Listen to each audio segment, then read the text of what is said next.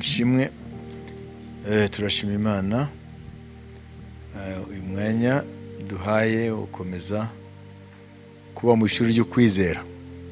Amen. Murabona impamvu Imana yagurishije ishuri ryo kwizera, yarazi ko tuzagira mu bihe kwizera kuzakora umurimo wako. Amen. Kuko ni ibihe bikomereye isi rero kugira ngo abantu babinyuremo badafite ukwizera kuzima ni ingorane. Amen. Rero uyu munsi ijambo ry'Imana tubwira dusangire riravuga ku byerekeye impamvu turi ibyaremwe bishya muri Kristo kandi tukiri mu impamvu yabyo muri urugendo. Nivuga ngo hari impamvu Imana yaturemye muri Kristo kugira ngo twitwe ibyaremwe bishya muri urugendo turimo. Ntabwo tuvuga ibyo mu ijuru, muri urugendo turimo. Turaza kubisoma. Bibiliya tubwira impamvu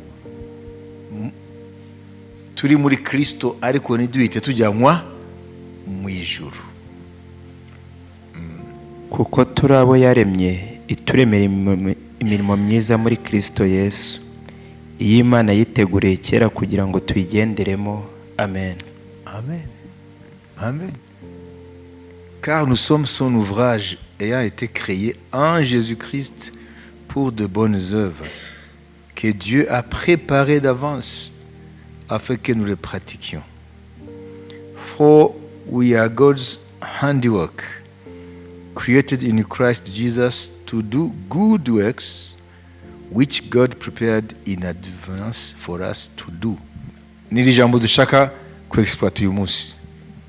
Kuko turi abo yaremye ituremeye imirimo myiza muri Kristo Yesu.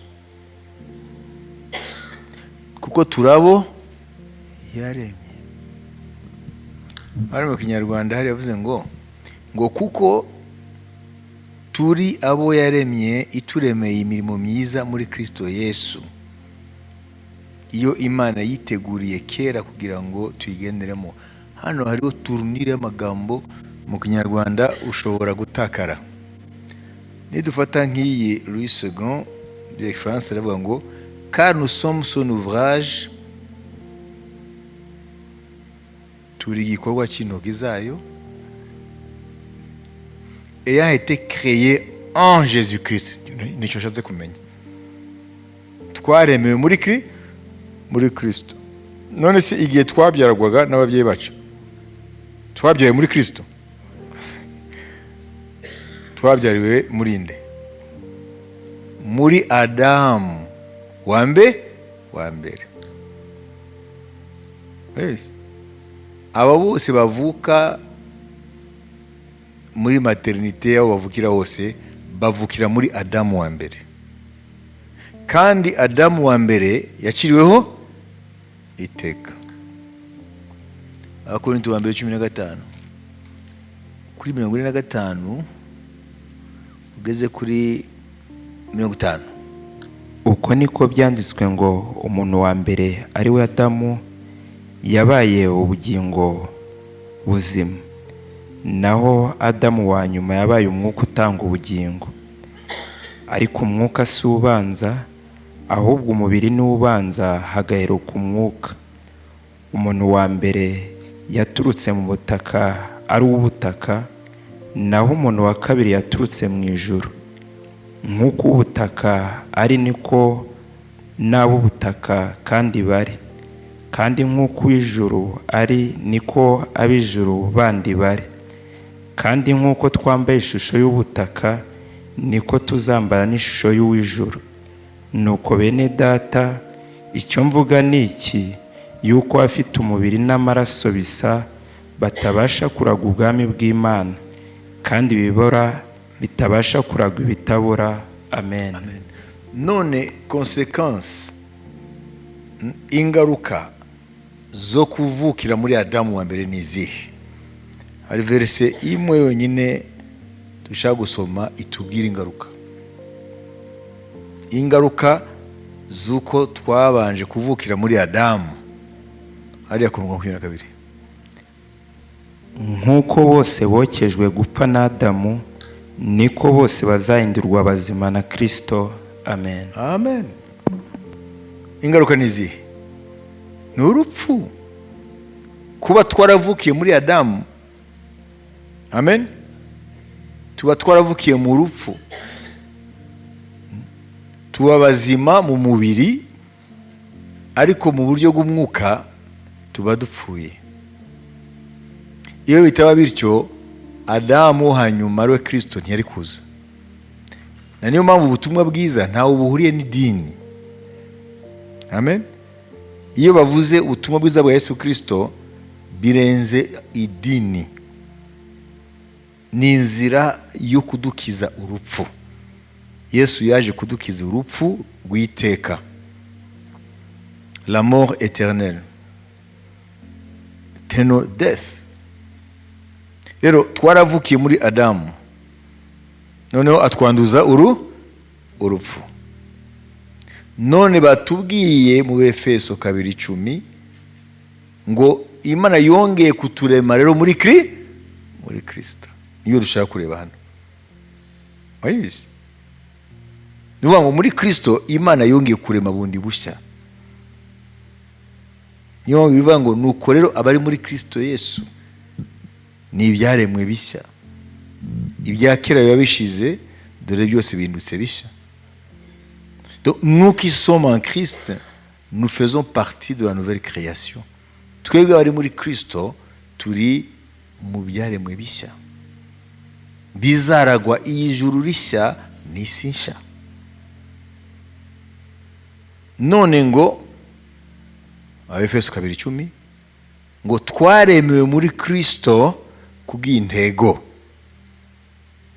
Mbere yuko Imana iturema muri Kristo, kuko Imana ari omniscient, izi byose, itaranarema n'ikintu na kimwe yari tuzi, kandi yari izi ko igihe nikigera izaturema. Kubw'ibyo hari ibindi yaturemanye nabyo. Nimba twaratekerejwe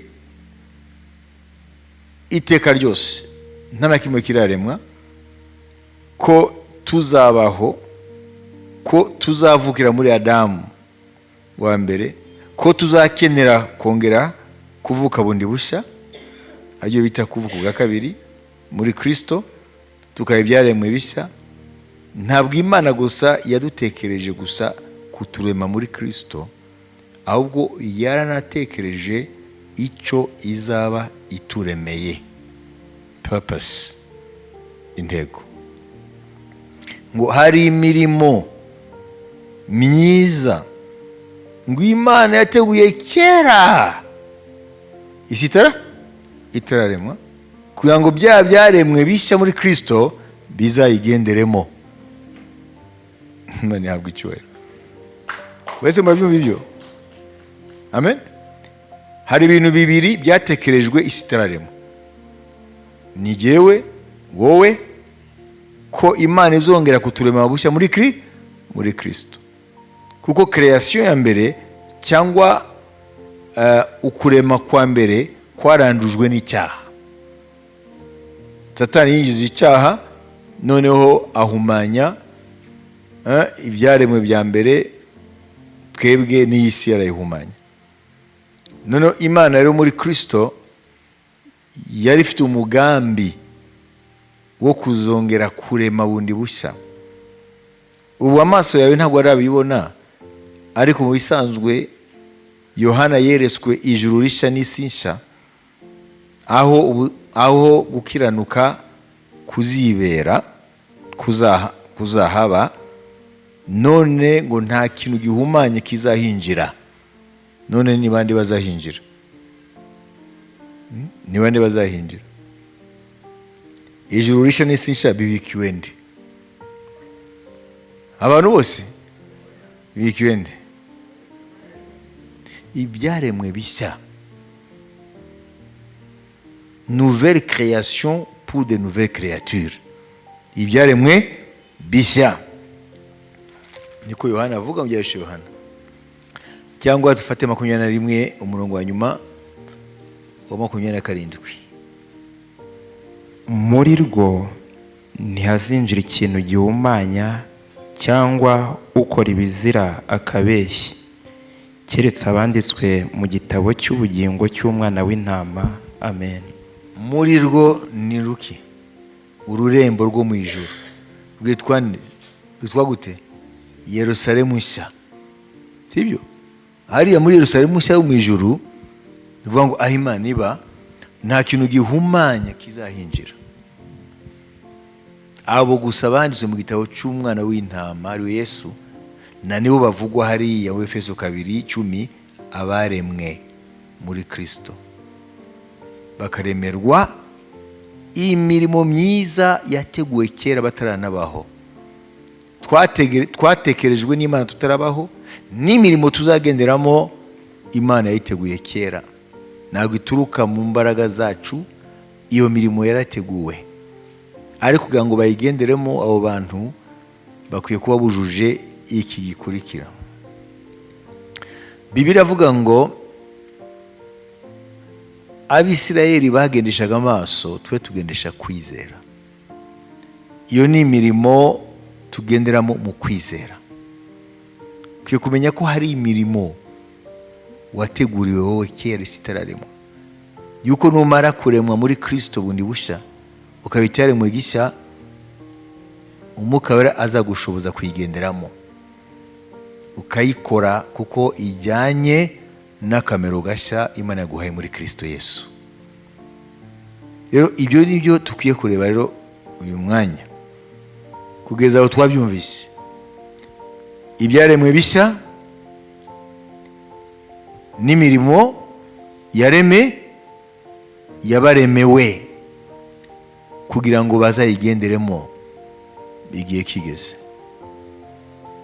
Ariko mbere ya byose ngo turi ibikorwa by'intoki zayo, uvuga ngo niyo yaturemye.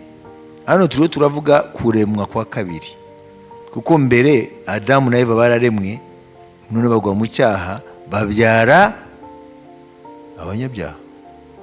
Birumvikana, baraguye mu cyaha, nabo babyaye abanyabyaha. Mu minsi ya mbere rero wikubita abana babyaye babiri, umwe yica muri umunawe, Kayini na Abeli. Iyo ni ingaruka ya cyaha rero. Amen. Imana rero ita isoza umugambi yagambiriye kera itararema muri Kristo, ko izongera kurema bundi bushya muri Adamu wundi, atari wa wundi w'inyama n'amaraso, ariko Adamu wo mu ijuru, ari we Yesu Kristo. Kuko Yesu ari yitwa ngo Adamu wo hanyuma. Amen. Le dernier Adam. Ariko ikintu gikuru ni icyo kumenya ngo ni intoki zayo zaturemye.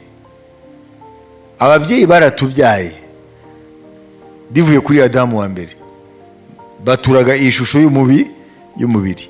Ariko muri Kristo intoki zayo zarungiye kuturema, twararemwe mu buryo bw'umwuka, twitwa handicraft y'Imana.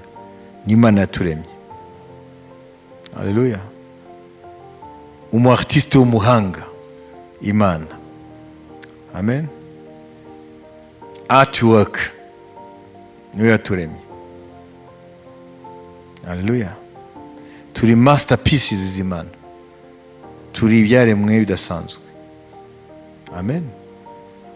Mu buhanga buhanitse, niyo mu Cyongereza bavuga ngo ni masterpiece, kuko twari mu buryo buhambaye. Ariko rero intego ni iyi rero uyu munsi. Ese kuko Imana idatwara umuntu amaze gukizwa ntazahure n'ingorane muri iyi si, akongera kandi akaba umunyabyaha, nuko Imana yifite umugambi mbere ko tujya mu ijuru, iturekera mu isi ngo tugendere muri ya mirimo yaturemeye isi itararemwa.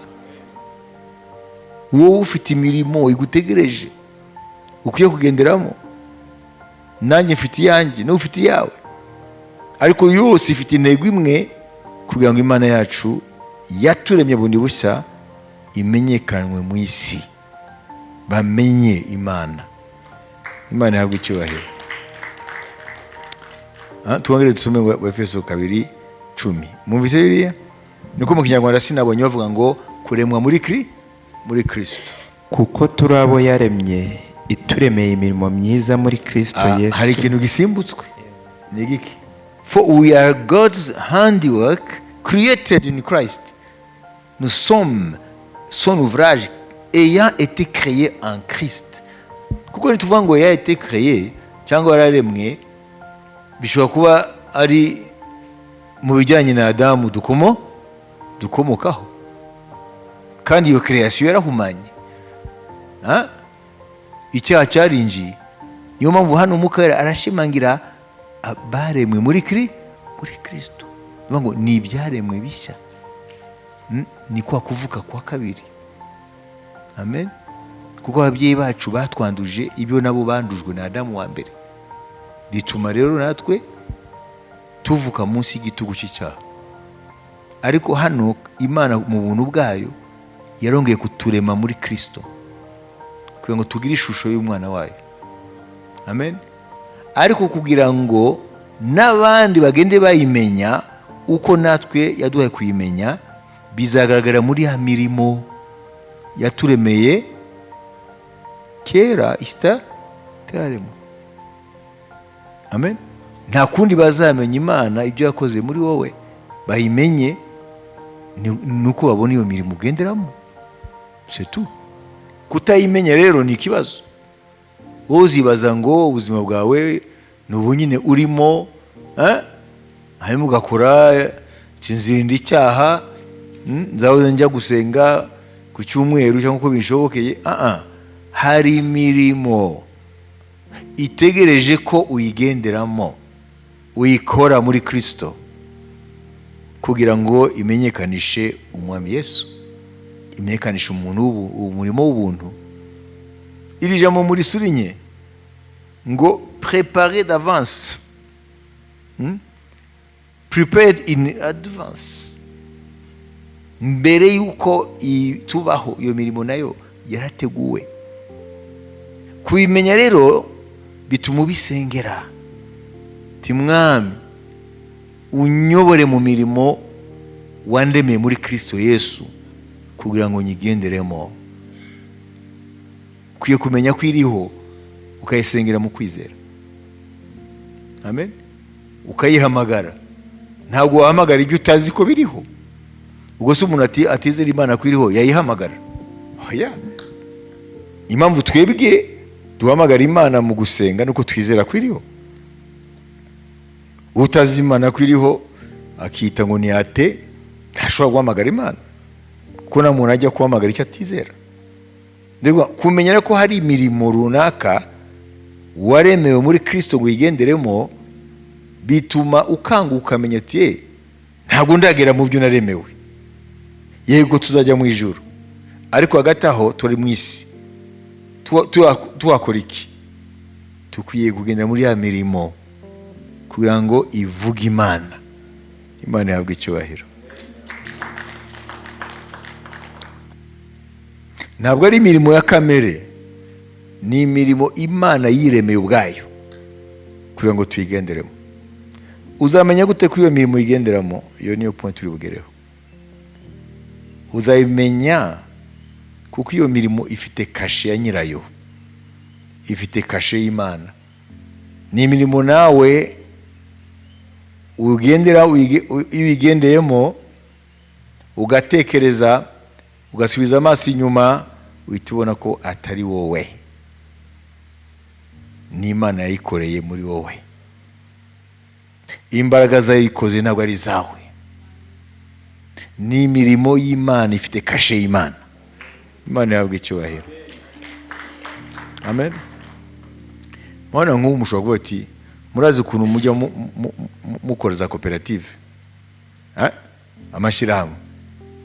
ntimugenda mugavuga ati okay twebwe tukiya dukore ishiramwe byo kuzajya mugurisha inkoko ku mafaranga make. Ntimwabikora se? Si umurimo mwiza mugabanya igiciro cy'inkoko ku isoko. Ubwo muzi ko muzabigenza ngo ntimuhombe, ariko iyo ntego igegweho, sibyo? Hanyuma ibyo shyiramo rikavuka, hanyuma rigakomera. Iyo mirimo se wowe ni muri umukristo wazanye igitekerezo cyangwa uri muri iyo shyirahamwe, ni imirimo ivugwa hano.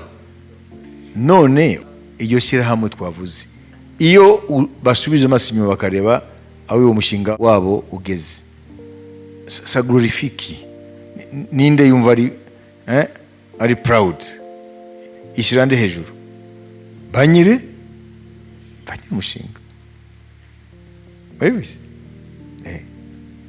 Ariko iyi mirimo rero twaremewe kera isi itararemwa, iyo tuyigendeyemo, amen, nta n'umwe ashobora kuyitirira, kuko ibirenze abo Imana yagendeyemo ikarema imirimo yayo. Ese murabyumva ibyo? Ari ni imirimo ushobora kwitwa iy'Imana ivuka muri ubwo buryo. Abantu bakicara muri resitora 3, 4, 5 bati urabizi dushinga itorero, ati rero turahera kuki, wowe ufite angahe, wowe ufite angahe, wowe ufite angahe.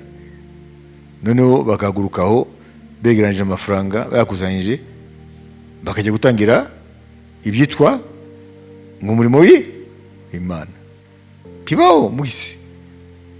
Ntabwo ari iyo mirimo ivugwa hano, iyo ni business. Hano ni imirimo ubw'Imana yaremye yateguye kera, hanyuma abo yahamagaye imaze kubarema muri Kristo bundi bushya, tiyo bavutse ubwa kabiri bakayibyare mu bishya.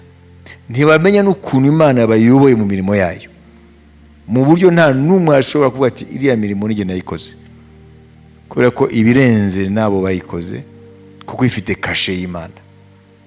Kandi iyi mirimo Imana ubwa yamenye kira isitaremo ikayitegura ngo abo izahamagara muri Kristo ikabarema bundi bushya bavutse ubwa kabiri bakabyare mu bishya, nta n'umwe ashobora kuyirwanya ngo ayishobore, kuko ni imirimo Imana ubwayo yamenye kera, irayitegura kera isi itararemwa.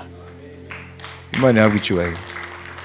The purpose of being in Christ in this world, intego yo kuba muri Kristo mu gihe tukiri mu isi, kuko hariho ubuzima budutegereje mu ijuru, ariko hano mu isi kubera iki ndi muri Kristo muri iyi si, niwo mutwe dushaka kuganira.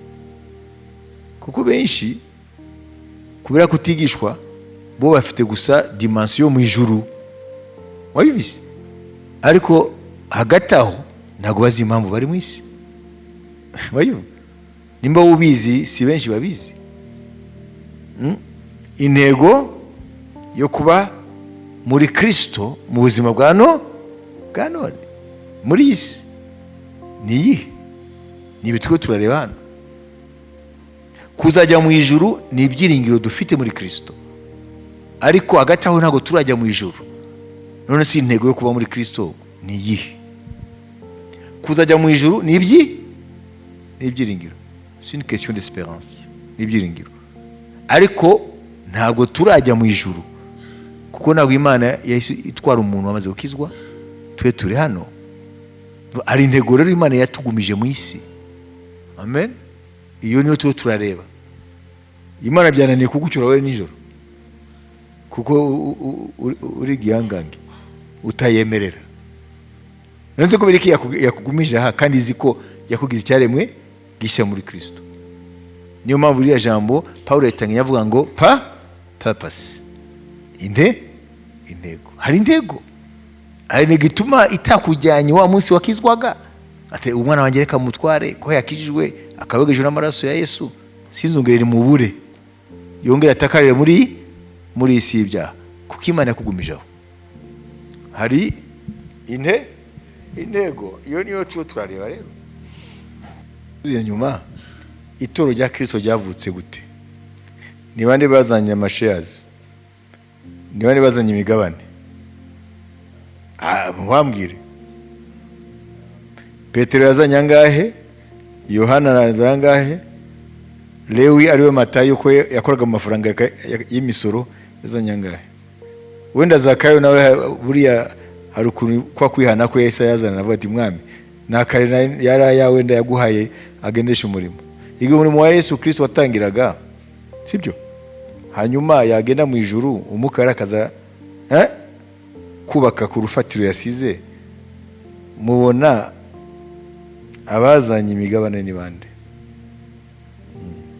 Hanyuma Yesu ababwiye ngo kuri urwo rutare nzubakaho itorero ryanjye, avuga kuri Simoni mwene Yona ari Petero, ahishuye Yesu ari we ngo uri Kristo umwana w'Imana nzima. Amen, haleluya. Uri Petra, urutare. We nakwise Petros kuko uzahishura Petra jewe. We Petros uri ibuye, akabuye. Jewe ndi Petra urutare. Ni wowe umwuka wera azanyuramo kwishura jewe Petra. Petros azayishura Petra. None amaze guhishura ati abaje bose ngo abantu bavuga ko umwana w'umuntu ni ninde? Bamwe ngo Yeremiya, uri Eliya cyangwa umwe mu bahanuzi, sibyo? Babizi. Hanyuma mwebwe muvuga ko ndinde. Kubera iki umwuka wera atanyuze muri Yohana cyangwa anyure mu bindi bigishwa, ariko akanyura muri Simoni mwene Yona yari yabwiwe na Kristo akiza ubwa mbere kuri we ngo uri Simoni mwene Yona ariko uzitwa Petros. Kubera iki? Kuko Yesu yari azi ko umwuka wera mu guhishura kamero ke ka Yesu azanyura muri uwo mugabo. Ntabwo azanyura muri Yohana cyangwa mu wundi, azanyura muri Simoni mwene Yona. None iyo torero ye azubaka kuri urwo rutare, kuri Petra ari we Yesu umwana w'Imana nzima, niwe Petra, niwe rutare.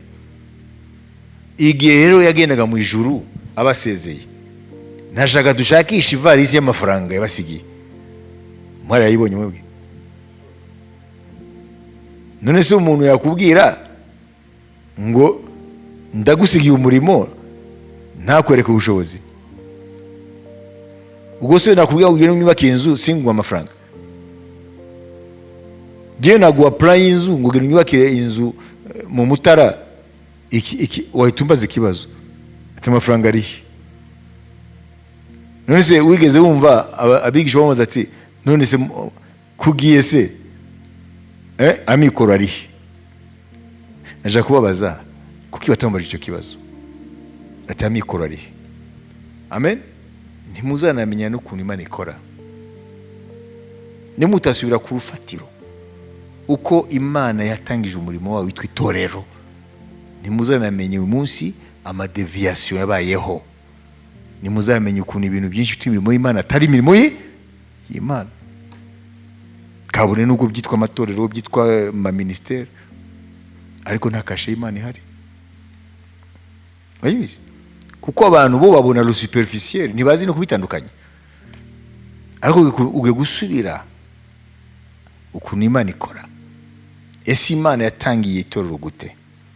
Ko Imana idahinduka, ko imbaraga zayo zidasaza, ko ijambo ryayo yacyari rindi, ko amasezerano yacyari. None byatangiye gute? Mushika cyatubwiye ngo yarabwiye ngo nzaboreza undi mufasha, sinzabasiga nk'imfubyi, ari umwuka wera. None se umwuka wera abaye gute? Means les moyens, uburyo, ubushobozi gute? This is the point. Ese maravuga ikibazo? Umwuka wera uwigeze umubona? Ushobora kumushushanya? None yahindutse gute amikoro? None se izo ntumwa zizagenda ntizifite imibiri ikeneye kujya no kwambara, ikeneye gucumbika, sibyo? Rimwe na rimwe hamwe mu ngendo ndende zikeneye transportation, zikeneye usafiri, zikeneye amikoro yo kwishura ingendo. Paulo se yari kuguruka akagira i Roma? Murabona ingendo yagize Paulo ni ibirometero byinshi. None se hose yagendaga n'amaguru? None se qui paye la facture? Ninde wishyuraga ibyo? Hano turiho turareba iyi mirimo twaremewe muri Kristo, y'isi itararemwa ngo tuyigenderemo. None amikoro avahe? Yashinze itorero ry'Imana rya mbere, yavuye he? Ku Imana itababwiye ngo mbasigiye Minani, mbasigiye na Nyarwaya, mbasigiye na ninde kandi Nyiraneza, narabahaye ubushobozi, muzagende mubabwire ngo uwabubahaye arakeneye ko mufataho kugira ngo umurimo wanjye ukoreke. Mwigize muva avuga amazina? None se n'aba bose bari bahari mu gihe cya Yesu? None se ko atabavuze? Uriya murimo wavutse gute? Natwe nous sommes la continuité, turi muri urugendo rw'ituro ry'Imana ryavutse ku munsi wa Pentecote igihe Mwuka yamanukaga. Turi muri iyo continuité, muri urwo rugendo. None se byagenze gute ngo itorero ribeho? Kandi atigeze ababwira ngo amafaranga nyashize ariya mugere muyafate mukore umurimo. Turacyari ku rufatiro mushukesho tubwiye mukawera, sibyo? Ibintu tubona yabasigiye ni bibiri, ntabwo ari bine, ntabwo ari bitanu.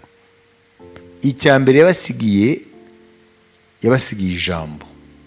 Icya kabiri ni mushiki wacu yavuze umwuka wera, sibyo? Ijambo ntirifatika, umwuka wera ntafatika. Ibyo nibyo yabahaye bizavamo ibintu byose umurimo w'Imana ukwiye uzakenera kugira ngo ya mirimo yayo Imana yateguye kera isi itararemwa ivuke muri iyi si, ivuga Imana, ivuga umugambi wayo. Amen.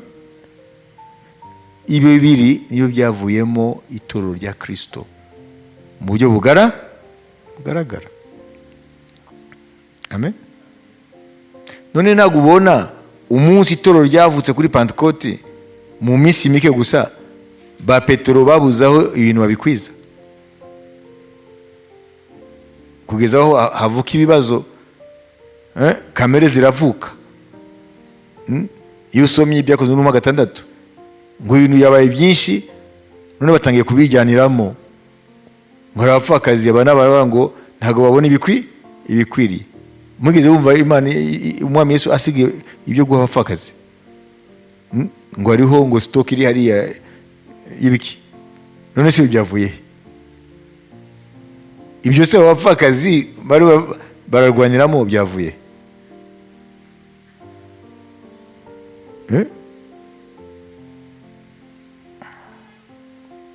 Okay.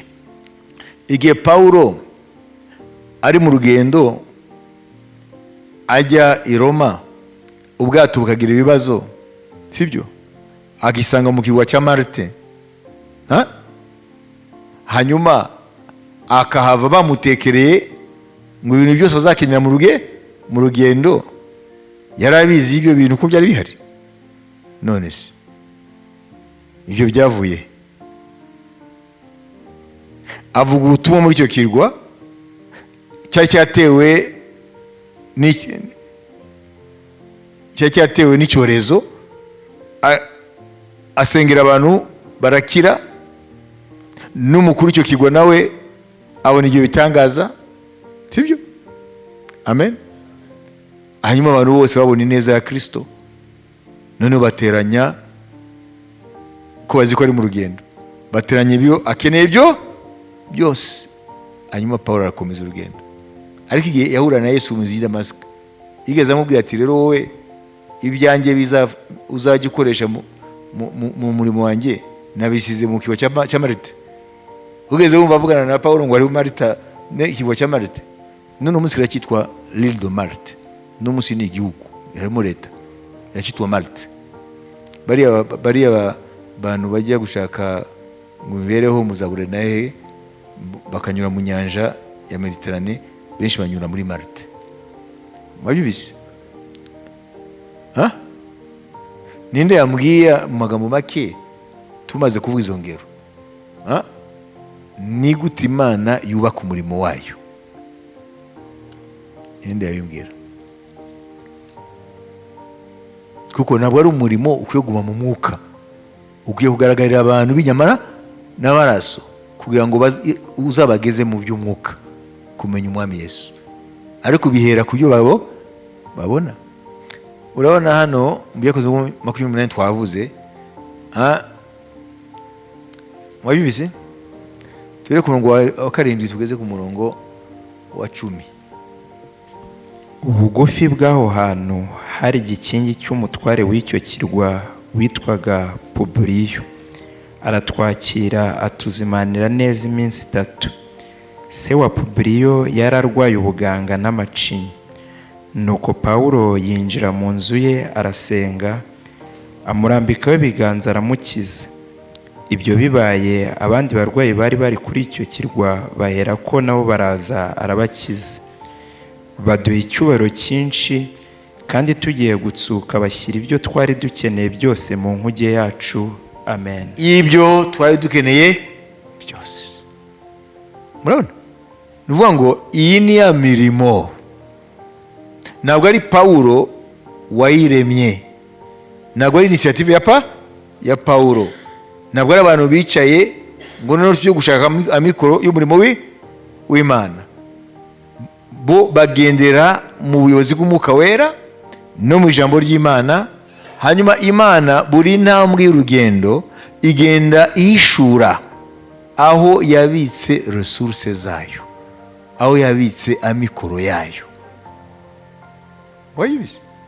Ubu ni urugero rwiza rwabereka rero ya mirimo ba Pawulo baremewe kugira ngo bayigenderemo muri Kristo Yesu. Iyi mirimo rero irahari n'ubu, kandi ni ngombwa kubimenya ibi, kubera igihe tugezemo, amen, ni igihe cyitwa crise y'isi yose. Isi yose yinjiye muri crise. Wabibise? Kubera iyo biraba muri Iran, aho n'ibihugu bitangiye kubura mikoro. Wabibise? Mwayibise? Amen.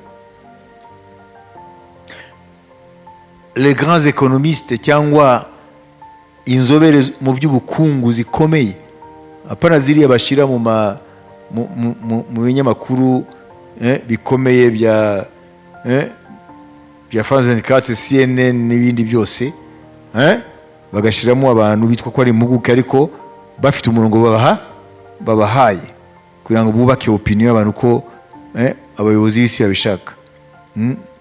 Impuguke zikomeye ziri independent zivuga ibintu uko bimeze, barateganya ko muri crise hari uyu munsi nikomeza hari ibihugu 7 biri bugwe mu byerekeye iby'ubukungu.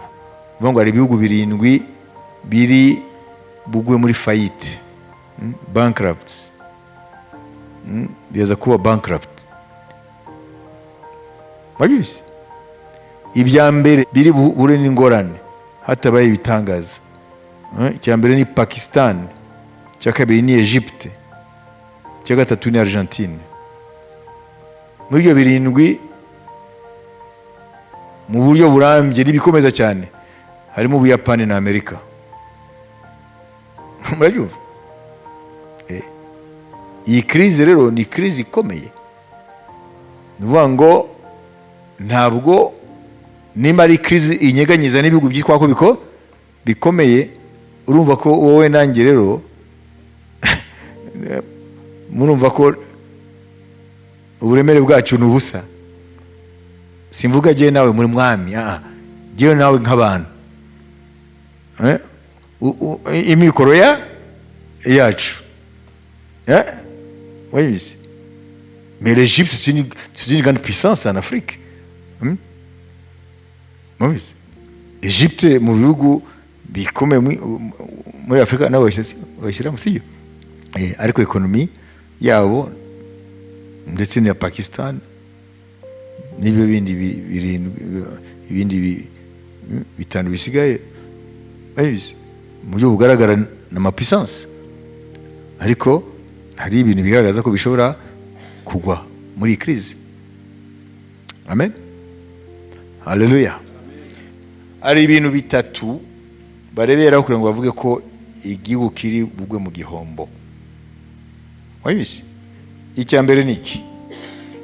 Ni mu gihe umusaruro mbumbe wacyo iri bita GDP, Gross Domestic Product, PIB, Produit Intérieur Brut, umusaruro mbumbe. Amen. Iyo umwenda urenze 90% y'umusaruro mbumbe, cyo gihe kiri muri danger.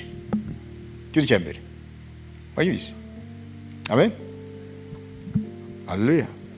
Biriya bihugu birindwi rero nka byose ideni ry'igihugu rimaze kurenga cyane umusaruro mbumbe. Tufate Ubuyapani, bufite ideni ry'Ubuyapani rirenze 200% y'umusaruro mbumbe. Ni gatatu wa mubare. Nivuga ngo Ubuyapani buri muri danger. Wayibise? Impamvu butaragwa no kubera iki? Ni kubera ko ntago ubwo bwafashe imyenda hanze buyifitiye abaturage. Wayibise? Iyo niyo strategy bakoresheje. Ntago ufite umwenda wa Bank Mondial cyangwa FMI, ikigega cya FMI kimari n'abaturage. Uvuga ngo ni ideni ryo mu rugo. Bazi ukuntu ba icya kabiri bareberaho. Amen. Nicyo bita reserve z'igihugu. Amen. Nuvuga ngo ni amafaranga y'agaciro igihugu kibitseho akoreshwa mu rwego mahanga. Hano twavuga nka dolari y'Abanyamerika. Amafaranga bakoresha mu guhaha ibyo badafite, mu gutumiza hanze. Bakwiye kuba bafite reserve ishobora kubamaza nibura amezi 3. Amezi 3 babasha gutumiza ibintu hanze. Egypte kuri isaha ntago ifite ibyayimaza amezi 3. Ntago ifite reserve zayimaza amezi 3. Kandi ibiryo byinshi ibitumiza hanze.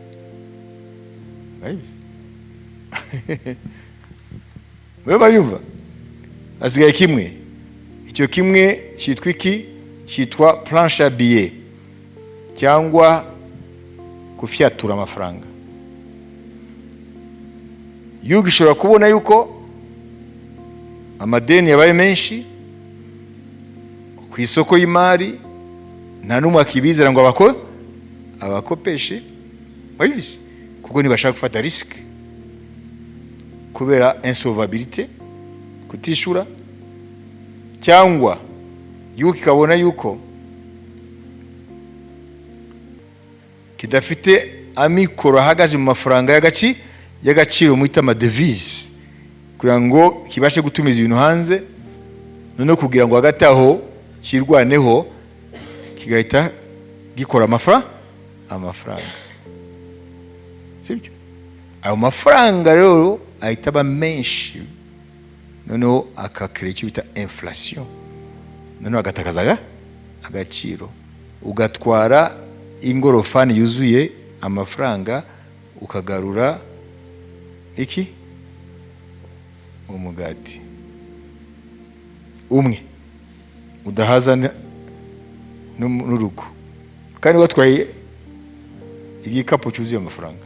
Iyo bitatu rero nibyo bareberaho kugira ngo bamenye ko igihugu kigeze aharindi muka. Amen. Mwabibizi? None nimba iyi crise iriraba ku isi yose inyeganyiza ibihugu, sibyo? Ni gute wowe n'agafuka gato ufite karimo sinzi arimo uzashobora guhangana n'ibibazo. Muba yoroshye? Biroroshye? Ntabwo byoroshye? Amen. Ibi rero birasaba iki? Birasaba ko tutagera kumenya imbaraga zashoboze bariya bagabo Imana yasigiye umuhamagaro wayo, amen, wo kubaka itorero aho bavanye ubushobozi, amen, bwo kugendera mu bintu bihambaye kandi barasigiwe ibidafatika. Imana yabwa icyubahiro. Mwabyumvise? Amen. Haleluya. Rero reka none badusomere kandi Abefeso 2:10. Aya magambo arakomeye. Kuko turabo yaremye muri Kristo Yesu, ituremeye imirimo myiza iyi Imana yiteguriye kera ngo tuyigenderemo. Amen. Muri Kristo Yesu hari n'imirimo baremewe. Iyo mirimo rero yitwa imirimo y'ubwami. Ntabwo ari imirimo y'umuntu, ni imirimo y'ubwami. Ariko iyi mirimo ntishobora guseruka mu gihe abo bantu batagendere mu kwizera, mu gihe bahagaze ku bushobozi bwabo, mu gihe bareba bo ibyo bafite, ntibashobora kuzabona iyi mirimo ngo iseruke muri bo. Bakwiye kugendera mu kwizera. Amen. Murabyumva? Kuko ni imirimo ifite kashe y'Imana. Na nibyo Paulo atubwira hano mu gusoza mu Bakorinto wa 2 ibice 9 ku murongo w'8 tugeze ku murongo wa 11. Mumve aya magambo. Aya magambo arareba wowe mu buzima bwawe nk'icyare mwigisha muri Kristo, arareba n'umurimo wahamagariwe kugenderamo. Kandi rero Imana ishobora kubasazaho ubuntu bwose kugira ngo murusheho gukora ibyiza byose, mufite ibihagije byose, nk'uko byanditswe ngo yaranyanyagije aha abakene, gukiranuka kwe guhoraho iteka ryose. Iha umubi by'imbuto n'imitsima yo kumugaburira, iha umubi by'imbuto n'imitsima yo kumugaburira niyo izabaha. Ibongera imbuto zanyu, umviriza rero neza, ibongera imbuto zanyu zo gukiranuka kwanyu, namwe muzatungishwa muri byose, ngo mugire ubuntu bwose butuma Imana ihimbazwa. Amen. Hano ku murongo wa 11, vous serez de la sorte enrichis à tous égards pour toute espèce de libéralité, qui par notre moyen feront offrir à Dieu des actions de grâce. Tukurikirane. Namwe muzatungishwa muri byose ngo mugire ubuntu bwose butume Imana ihimbazwa. Amen. Intego y'iriya mirimo twaremewe muri Kristo kugira ngo Imana ihimbazwe. Kubw'iyo mirimo Imana ihimbazwe. Kandi kubw'ibyo Imana izabikora kuko umurongo w'8 batubwiye, et Dieu peut vous combler de toutes sortes de grâces. Tujyane. Kandi rero Imana ishobora kubasazaho ubuntu bwose, afin que possédant toujours en toutes choses de quoi satisfaire à tous vos besoins. Kugira ngo murusheho gukora ibyiza byose mufite ibihagije byose. Mufite ibihagije byose. Si byo gusa. Vous ayez encore en abondance pour toute bonne œuvre. Nk'uko byanditswe ngo yaranyanyagije. Ari ijambo rirari. Et Dieu peut vous combler de toutes sortes de grâces. Tujyane. Kandi rero Imana ishobora kubasazaho ubuntu bwose, afin que possédant toujours en toutes choses de quoi satisfaire à tous vos besoins. Kugira ngo murusheho gukora ibyiza byose mufite ibibahagije muri byose. Vous ayez encore en abondance pour toute bonne œuvre. Kugira ngo mwebwe mu byo mukenye ubwanyu Imana kubw'ubuntu bwayo ibibahe. Nibigarukiraho kugira ngo ibasazeho ubuntu bwayo, mubone ibyo mukeneye mu buzima bwanyu n'ibyo mukoresha muri ya mirimo myiza. Hariho wowe, hariho n'umurimo wayo. Wowe ubwawe ngo uri igikorwa cy'intoki zayo. N'iriya mirimo ni Imana yayiremye. None Imana irapuruvuwaya, iratanga ku byawe kuko ari igikorwa cyayo. Amen. No kuri ya mirimo yayo waremewe kugira ngo uyigenderemo. Nuvuga ngo umukristo akwiye kumenya ko ahamagariwe, amen, ibintu bibiri. Kimwe, iby'Imana ishaka kubaka muri we, n'iby'Imana ishaka gukorana nawe ngo yubake umurimo wayo. Amen. Ntabwo usaba Imana ngo iguhe we ibyo ukeneye gusa, ukwiye kumenya igituma uri muri Kristo none. Ni ukugira ngo ukorane nayo ya mirimo yaremye kera kugira ngo uzayigenderemo. Amen. Iki ni ikintu cy'ingenzi. Amen. Ni ukuvuga ngo wowe waremwe muri Kristo, uri igikorwa cy'intoki zayo. Igikorwa cy'intoki zayo niko atubwiye Abefeso 2:10. Amen. Hanyuma kandi noneho ukaba wararemewe gukora imirimo myiza nayo Imana yayiteguye kera, byose bitararemwa nawe utararemwa. Ukwiye kugira rero ubuzima buhagaze ku maguru abiri. Kuguru kumwe Imana iraguhamagara ukavuka ubwa kabiri ukaba icyaremwe gishya muri Kristo, hanyuma no Imana ikakubaka wowe kugira ngo intego wa murimo wayo yamenye kera sitararemwa ukore.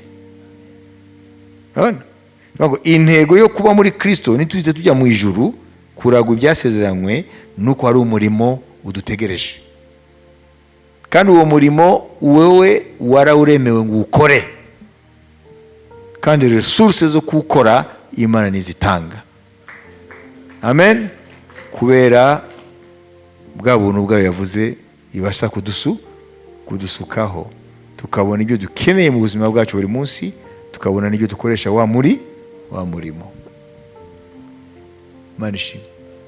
None tusoze tubaza ikibazo, mission yacu muri isi niye? Mu buryo buri pratique niye? Kubera iki utakijijwe utujya mu ijuru? Cya kibazo kiragarutse.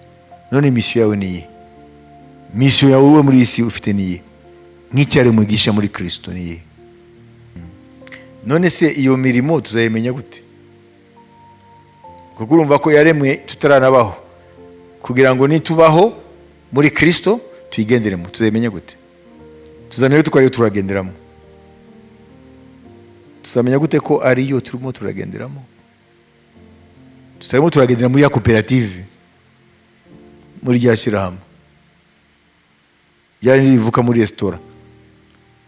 Abantu bakishyiramo ngo barashaka kugabanya igiciro cy'inkoko kugira ngo bagurishe inkoko abantu benshi bashobore kuyibona. Kubera ko ari imirimo ikurenze wowe. Okay.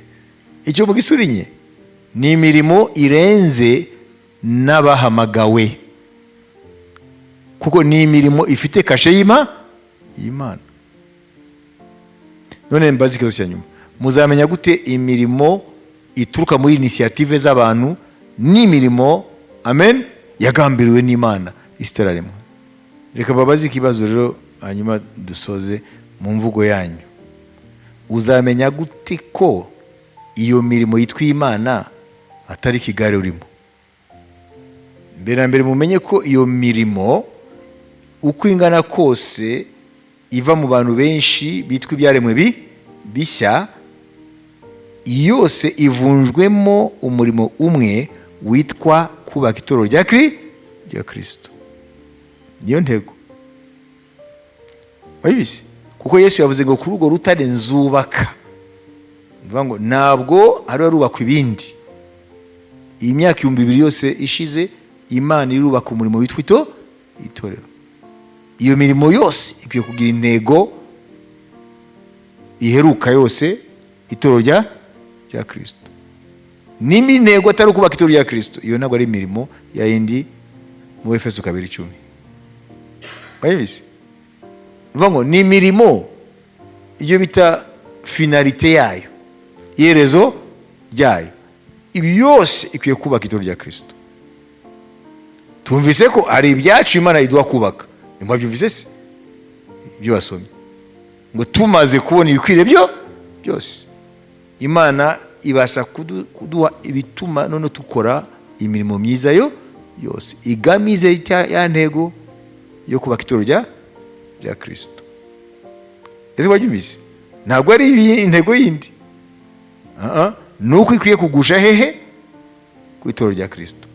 Kuko nta kindi Imana irubaka iyi myaka 2000 yose kuva ku munsi wa Pentecote igumuka amanuka i Yerusalemu. Nuko kubaka itorero rya Kristo.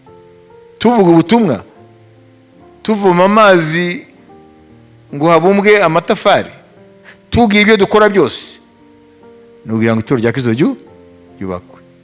Nta hindi. Ariko imirimo ni ingeri zose y'uburyo bwose, ariko intego ni imwe, kubaka itorero rya Kristo. Ariko twabonye danger nuko hari ibyitwa ko amen biri mu itorero rya Kristo yatorero muri rusange, umubiri wa Kristo, ariko usanga ni ibintu byavuye muri initiative z'abantu, ariko nabyo mu bigaragara no mu mvugo y'abantu nabyo ngo birubaka itorero rya Kristo muri rusange, umubiri wa Kristo. Mwabyuze? Amen. Wowe nanjye niduhura muri restaurant tukavuga duti reka ducanga amafaranga cyo kubaka itorero, sinaze n'abarugero, abantu bashobora kuzavuga ati ni umurimo w'Imana, ariko twabonye ko hari ikibazo. Dore rero ikintu ngiye kumenya mu kurangiza, twasubiye inyuma mu mateka itorero rya Kristo, uko Yesu yavuze ngo nzubaka itorero ryanjye kuri urwo rutare, sibyo? Yesu umwana w'Imana nzima niko rufatiro, niyo Petra. Simone mwene Yona yiswe Petros kuko azayishura Petra. None umuka araza kubaka, amaze imyaka 2000 yubaka kuri urwo rufatiro, sibyo? Imirimo yose imyaka 2000 yose yakoretse iyo ukuri ya yindi Imana yateguye kera itararemwa igamije kuri icyo kintu. Amen. Yesu yavuze Matayo 16. Imana ishimwe. Nanjye ndakubwira nti uri Petero, kandi nzubaka itorero ryanjye kuri urwo rutare, kandi amarembo y'ikuzimu ntazarishobora. Amen. Nzubaka itorero ryanjye. Iyo niyo objectif, niyo ntego, niyo mugambi w'Imana. Ibintu byose dukora bikwiye kuba bigamije iriya ntego.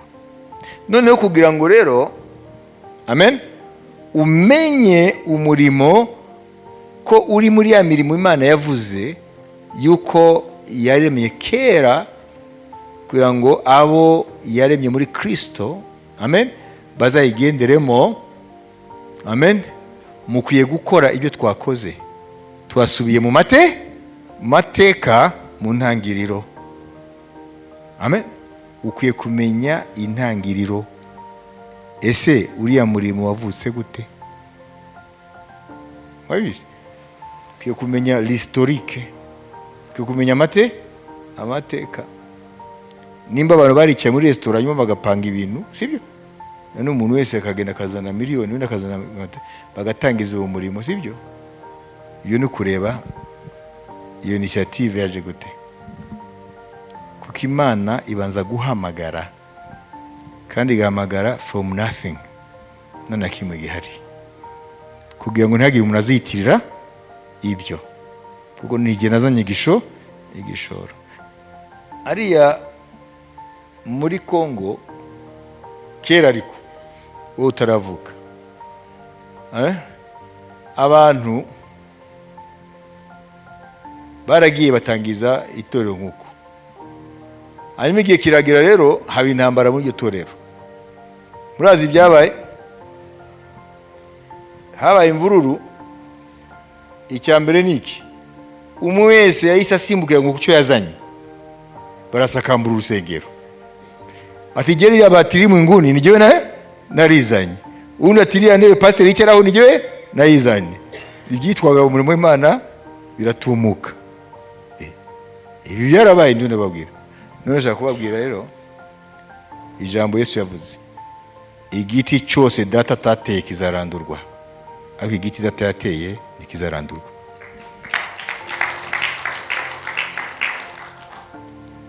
Mwabibise? Nivuga ngo hariho za aventure mu byita umurimo w'Imana, ariko atari umurimo w'Imana. Ubyo hakwiye kusubira mu mateka, na niho tumenyera ukuntu itorero rya Kristo ryavutse, dusubira mu mateka. Amen. Ese uriya murimo wavutse gute kugira ngo uhabwe izina ryo kwita umurimo w'Imana, uhabwe kashe, sibyo, yuko ari umurimo w'Imana? Kwiye kureba ko wavutse muri principe z'Imana. Amen. Kuko ntabwo umurimo w'Imana uvuka muri shares z'abantu. Mwabibise? Imana ikora icyo bita calling. Imana irahamagara, kandi ntabwo ihamagara ishingiye ku byo umuntu ari cyo cyangwa ibyo afite. Ifite critères zo guhamagara, irahamagara. Yamara guhamagara niyo igenda iyobora abo yahamagaye muri ya mirimo yaremye kera muri Kristo, kugira ngo abo yahamagaye bayigenderemo. Bene iyo mirimo Satani hashobora kwinyeganyeza, arashobora kugerageza, ariko ntabwo azayikuraho, kuko ifite kashe y'Imana, kandi icyo Imana yatangije nawe ushobora kugihagarika. Mwumvise izi nyigisho muzivomemo imbaraga zibabashisha kunyura mu bihe bikomeye isi yinjiyemo. Amen. Mutabyeyivira nk'abapagani, ariko mugendera mu mbaraga abatubanjije ba Paulo bagendeyemo. Ntabwo isi igeze ibanesha, Satani yabigerageje ariko ntigeze abashobora. Kubera iki? Kubera ko byari byaremwe bisha muri Kristo, bagenda mu mirimo yabaremewe. Amen. Nimba turi byaremwe bisha muri Kristo, hari imirimo yaturemewe. Iyo rero tukwiye kwigenderamo, kandi tugenderamo mu kwizera. Manishima. Amen. Ibyo bindi n'amarangement y'abantu, sibyo? Bivuka nk'uko amashyirahamwe avuka, nk'uko koperative zivuka zo gukora amandazi, sibyo? Kugira ngo ibiciro bimanuke, n'udafite menshi aronka indazi. Umurimo w'Imana ntabwo ari kuvuga, Imana irahamagara. Amen. Dieu appelle, irahamagara. Imana ihabwe icyubahiro. Haleluya. Tukadusenge. Nimba wumvise aya magambo azagufasha. Amen. Kuvuga ngo hari ibintu mukwiye kwitondera. Reka mvuge irya nyuma riri muri Bibiliya, birafasha kumva neza iyo turavuga. Amen. Tugene mu Bikorinto, ibice 3, Abikorinto ba mbere, umurongo wa 10 ugeze kuri 15. Hanyuma haraza kuvuga ikibazo hano dusoze. Nk'uko ubuntu bw'Imana nahawe bungana, nashyizeho urufatiro nk'umwubakisha mukuru w'ubwenge. Undi yubakaho, ariko umuntu wese yirinda uko yubakaho, kuko nta rundi rufatiro umuntu abasha gushyiraho keretse urwashyizweho, ari rwo Yesu Kristo. Ariko umuntu niyubaka kuri urwo rufatiro izahabu cyangwa ifeza cyangwa amabuye y'igiciro cyinshi, cyangwa ibiti, cyangwa ibyatsi, cyangwa ibikenyeri, umurimo w'umuntu wese uzerekanwa. Urya munsi niwo uzawerekana, kuko uzahishuzwa umuriro, akaba ari wo kandi uzagerageza umurimo w'umuntu wese. Amen. Umurimo w'umuntu uwo yubatse kuri urwo rufatiro nugumaho azahabwa ingororano, ariko umurimo w'umuntu nushya azabura inyungu, nyamara ubwe azakizwa ari nk'ukuwe mu muriro. Amen. None iyo mirimo y'abantu izashya ni iyihe? Nicyo kibazo tubanyemo. Ni iyihe izashya? Kubera iki izashya? None se bariya ba nyirayo ko wumva batazajya mu muriro, sibyo? Si uko ubuzima bwabo bwubatse ku rufatiro? Musurinye kiriya kintu, umuhamagaro. Kuko imirimo y'Imana ituruka mu muhamagaro. Muribuka Nehemiya ibyo yabwiye abitwa Basanibarati n'Abatobiya, bavuga ngo natwe turadufatanye namwe. Arababwira ngo muze dufatanye. Yababwiye iki? Vous n'avez ni part ni souvenir. Nta mugabane mufite hano n'urwibutso. Kubera iki? Nwese bariya se ntibafite amaboko nabo bazanye? Kubera iki se Nehemiya atabemereye? Uwo murimo ufite abawuhamagariwe. Bariya nubwo bashaka kuza gufasha, usibye ko bafite gahunda yo gusenya, nubwo batari bafite gahunda yo gusenya, ariko bo nta muhamagaro. Imirimo y'Imana ivuka mu muhamagaro. Ntabwo ari ishyaka gusa, sibyo? Cyangwa initiative yawe ivuka mu muhamagaro. Nimba nta muhamagaro, iyo mirimo kabone nubwo yakwita ko ari Imana, ntabwo ari Imana. Niyo mpamvu mukwiye kuzajya musuzuma n'ibyo mukora. Ese ni umuhamagaro cyangwa nuko wabonye n'abandi babikora ngo natanzwe? Uzajya ureba se ibyo ukora ni umuhamagaro.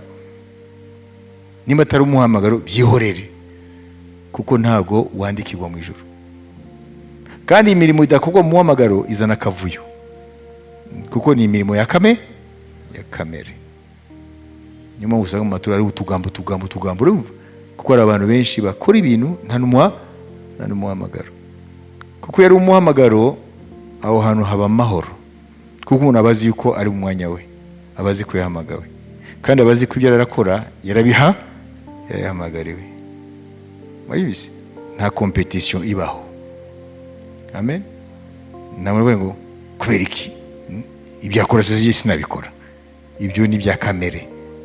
Kuko umuntu wese wahamagawe amenya icyo ahamagariwe, kandi agikorana confidence, kuko azi ko Imana yamuhamagaye, kandi aho yamuhamagariye niho hari, nibyo yamuhamagariye nibyo arakora. Amen. Ntabwo ajya kukompetinga n'abantu. Amen. Kandi ntabwo ashaka approval y'abantu, ntabwo akeneye ko abantu bamwemera. Icyo akeneye nuko Imana imuyobora mu byo yamuhamagariye. Amen. Mwabizi? Cyambere, umurimo w'Imana ukuri, ya mirimo twumvise twahamagariwe muri Kristo, ni imirimo ivuka mu muhamagaro, kuko n'uyikora yarahamagawe mbere. Amen. Ntabwo ubanza gukora, ubanza guhamagarwa. Wamara guhamagarwa, noneho Umwuka Wera akakuyobora muri ya mirimo. Amen. Uzagenderamo, kuko Imana yakuremye muri Kristo, muri Adamu wa nyuma ari Kristo, ikuremera n'imirimo uzagenderamo. Kandi muzirikane, imirimo yose y'Imana igusha hehe? Kubaka itorero. Nimba intego atari kubaka itorero, imirimo ya kamere, ntabwo ari Imana. Kuko projet y'Imana ni itorero ry'Imana. According to what? Matthew 16:18. Bituze muri Matayo 16:18. Uri Petero, uri urutare, uri Petra, kuri urwo rutare nzubakaho itoro ryanjye. Yesu ubu amaze imyaka 2000 yo mu isi yubaka itorero. Ibyo dukora dusenya inkwi, tuvoma amazi, tumba amatafari, tugagute, nimba tubyita ko tukorera Imana, dugiye kugira finalite, intego ya nyuma, kubaka itorero. Nimba atari intego ya nyuma y'ibiguhagurukije, wowe uri muri kamere, imirimo yawe uramutse urokotse wa muriro, sibyo? Kuko wubatse ku rufatiro kwizera Yesu umwana w'Imana, ariko imirimo yawe izasha. Ntabwo izera resista kuri wa muriro, kuko Imana irabona initiative yawe ni wowe ubwawe, ntabwo ari umuhamagaro w'Imana. Mwayumvise? Imana ishimwe. Reka dushime Imana. Data, turagushima waduhaye umunsi kuba imbere yawe muri ishuri ryo kwizera, kugira ngo Umwami duhabwe umucyo ku bijyanye n'umugambi wawe, yuko twaremwe nawe, turi ko wakintoki zawe, turemerwa imirimo myiza waduteguriye isi itararemwa.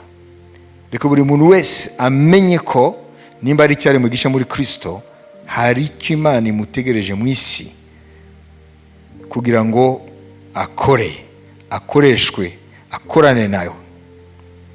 Mu izina rya Yesu, abazumva izi nyigisho bose bazibaza ikibazo, impamvu bari muri Kristo muri isi ya none, impamvu batakijijwe bahite basarurwa bajye mu ijuru, impamvu Imana yashimye ko baba muri Kristo ariko igihe runaka bakaba muri isi, kugira ngo bamenye ko hari imirimo itari ya kimuntu, itava muri initiative z'abantu, imirimo itava mu migambi y'abantu, imirimo yateguwe n'Imana kera, iremerwa abo Imana yaremye muri Kristo, kugira ngo Mwami tuzave muri iyi si twaragende mu mirimo yose waturemeye muri Kristo, kugira ngo tuyigenderemo. Uduhe kwizera no guhishurwa ijambo ryawe, kugira ngo Umwuka Wera utuyobore muri ya mirimo waturemeye muri Kristo, utararema n'ikintu na kimwe, ngo muri Kristo hari imirimo wateguriye kera isi itararemwa abazaba bari muri Kristo Yesu. Umuntu wese Mwami ahishurirwe impamvu yahamagawe, ahishurirwe impamvu ari muri Kristo, ahishurirwe impamvu Imana itahise imusarura ikamugumiza muri isi, kugira ngo agendere muri iyo mirimo, imirimo yo kwizera, imirimo y'ubwami, imirimo ituruka ku Mana ubwayo, hanyuma ibyaremwe byayo muri Kristo bikayigenderamo. Mu izina rya Yesu, ntituzabe mu batumwanya, ntituzabe mu bantu bakora imirimo izashya kuri wa munsi nigeragezwa n'umuriro, ariko tuzabe mu bantu ubwabo bazarokoka n'imirimo yabo igashimwa ko itubatswe mu bikenyere, mu byatsi, mu biti, yubatswe muri zahabu, yubatswe mu ifeza, ikanyura mu muriro ariko nishe, kuko yashimwe n'Imana, yakorewe mu Mana. Mu izina rya Yesu, amen. Amen, amen. Rero ugende usuzume imirimo yawe, ese imirimo yawe uri urubaka kuri rwa rufatiro Yesu Kristo ari we mwana w'Imana nzima. Amen. Iyo mirimo urakora wowe, ese uyevariwe ubirebye, ni zahabu, ni ifeza, ni ibyatsi, ni ibikenyeri, ni ibiti, ni biki? Mbere yuko isuzuma kuri wa munsi, ubanze uyisuzume ufashijwe n'Umwuka Wera. Amen. Kugira ngo ntuzagere kuri wa munsi wenda wowe ukarokoka kuko wakijijwe, ariko imirimo yawe igasha, wowe uzahembwa gusa kurokoka umuriro, ariko nta zindi ngororano. Ya makamba mumva ntayo uzabona. Niyo mpamvu ukwiye kuyisuzuma hakiri kare, kuko umaze kumva ko imirimo y'Imana iva mu muhamagaro, ntabwo iva mu initiative z'abantu no muri kamere z'abantu. Dukomere Imana amashyi abakoze umurimo w'Imana. Asigaye Umwami Yesu akomeze abagure mu guhishurirwa iby'ubwami bw'Imana.